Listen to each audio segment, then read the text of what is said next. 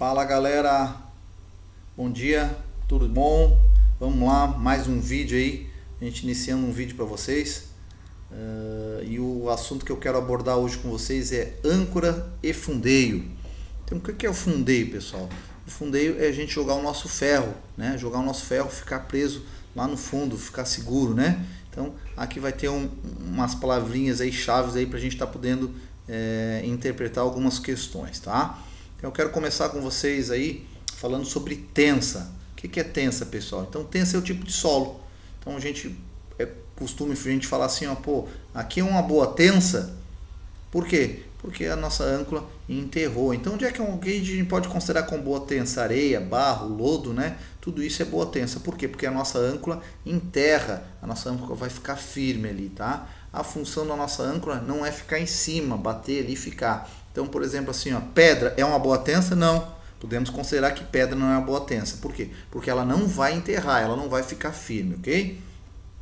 Âncora unhada. O que é a nossa âncora unhada, pessoal? Quer dizer que a nossa âncora está presa, tá? Nossa âncora está presa, ela está unhada. Então, se ela realmente trancou, ela enterrou, ela unhou, ok? E âncora agarrada? Âncora agarrada é a nossa âncora deslizando no fundo do mar.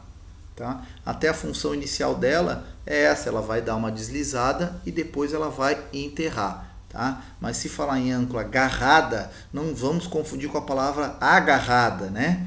Âncora agarrada quer dizer que a âncora está solta, ela está deslizando lá no fundo, ok? Amarra, pessoal, isso já caiu em prova também. Qual é o cabo que segura uma âncora? Então o nome desse cabo ele é chamado de amarra, ok?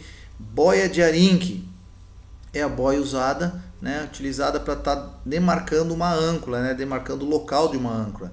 Então é muito comum a gente ver na frente de uma embarcação, quando ela está parada lá, às vezes essas boias. Então a gente evita cruzar a proa da embarcação, vamos passar por trás, vamos passar pela popa, né, para evitar que a nossa moto aquática ou a nossa lancha engate em algum cabo de âncora, né, alguma amarra que está por baixo da água, beleza?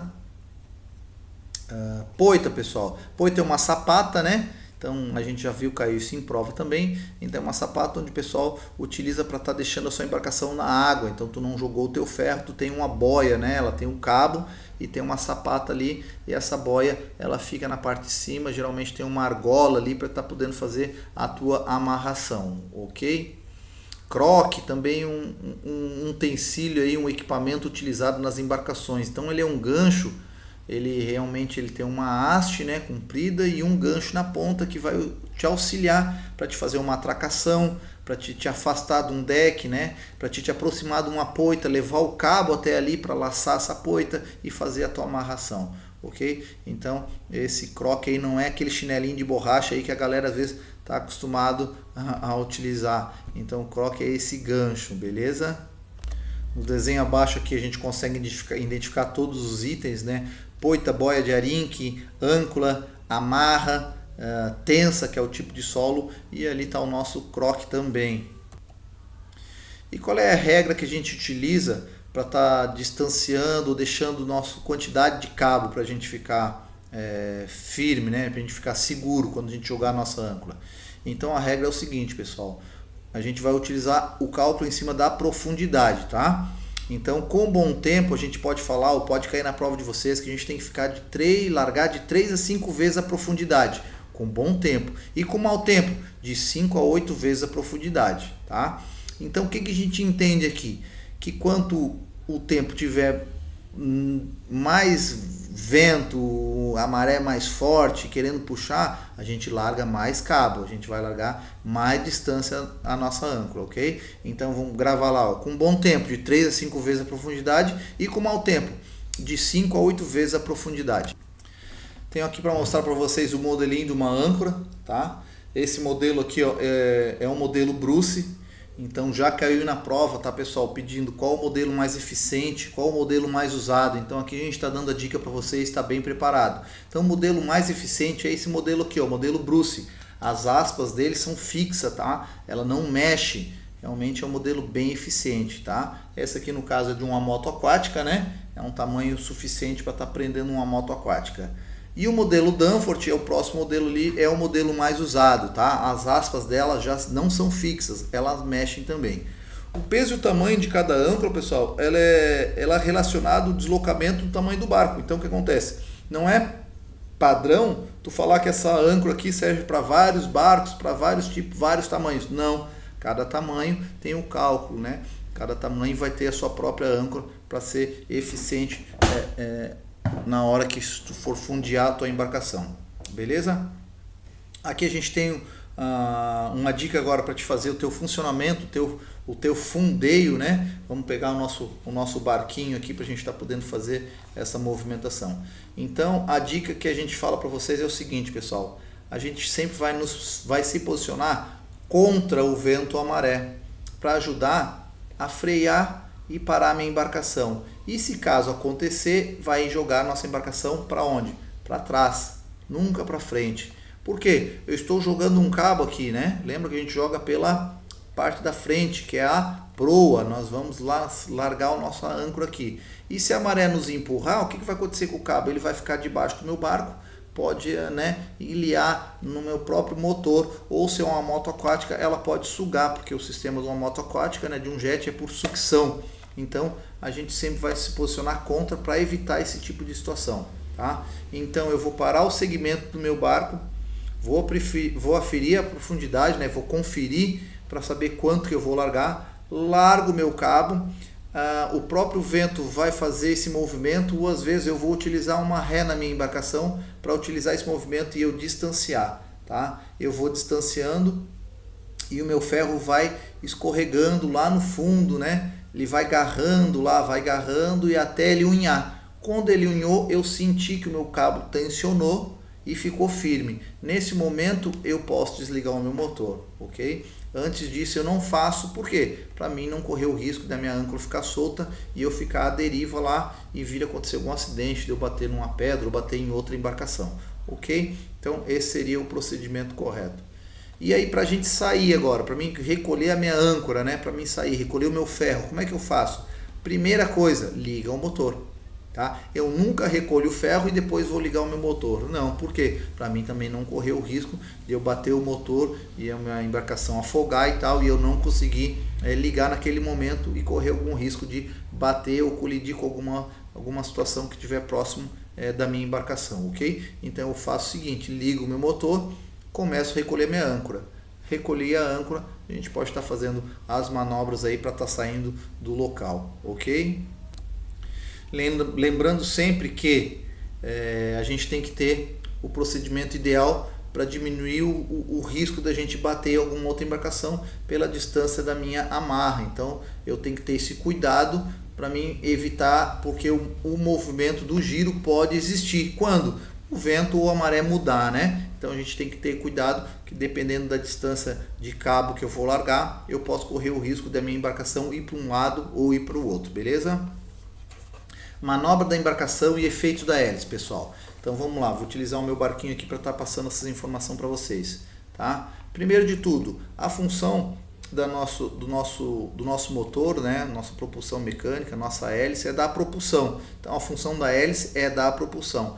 E o leme é dar o rumo, tá? Então o leme ele trabalha em conjunto. O leme vai dar o rumo e a hélice vai dar a propulsão na nossa embarcação.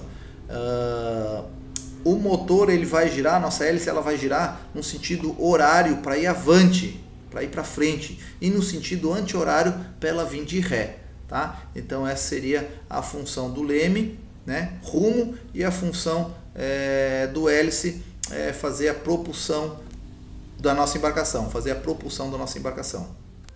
Aí aqui a gente tem as manobras, pessoal. Nosso leme a boreste, nosso leme a bombordo, né? Indo com o motor avante, indo com o motor a ré. Qual é o movimento que vai fazer a minha proa, né? Gira para que lado? Gira para boreste, gira para bombordo. Então aqui nesses dois desenhos, nesses dois exemplos, a gente consegue mostrar para vocês a função do nosso leme em conjunto com a propulsão, ok? Então vamos estar falando agora que o nosso motor está andando no sentido horário. Então se ele está andando no sentido horário, nosso leme ela está avante, então está indo para frente a nossa embarcação, ok?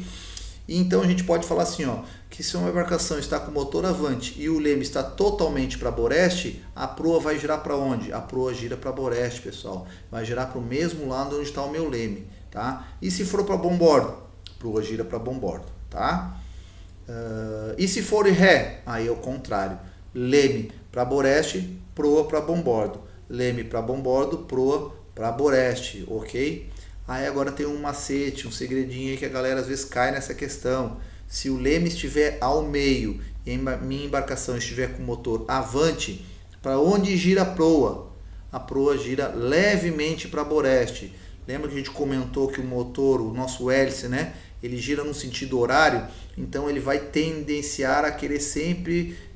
Tu tem que fazer essa correção, ele sempre vai puxar para o teu lado de boreste. Mas lembrando que se o leme estiver ao meio, tem que ter essa palavrinha, ó, levemente, tá? Então o leme é ao meio, para onde gira a proa? Levemente para boreste, tá? Se avante. E se for de ré, levemente para bombordo, tá? Beleza? Como a gente explica no desenho aqui embaixo. Uma embarcação, a vela, no caso, quando tem um motorzinho de fazer algum tipo de manobra, ou até então um motor de popa, a gente tem que lembrar que a gente está pilotando lá atrás, então o movimento é o contrário, né? Quando eu viro o meu motor, meu acelerador, né, ou a cana do leme para o meu lado, no caso do lado de boreste, o meu leme atravessou para bombordo, então a proa vai para bombordo, né? E se for ao contrário, vai para boreste. Então lembra que a gente está acelerando o nosso motor lá na popa, né? Então chamado motor de popa, beleza? Teve uma questão de prova que já perguntou, no caso uma embarcação com 2 motores, né? 2 hélices funcionando, e eu pegar o meu comando, um motor jogar para avante e outro motor puxar para ré, qual é o movimento que essa embarcação faz? Então vai a dica para vocês aqui, ó, a embarcação ela vai girar no eixo, tá? É esse o movimento da embarcação. Se tiver 2 motores, eu pegar os 2 comandos, um puxar para avante e o outro puxar para ré, ok? A embarcação ela vai girar no eixo.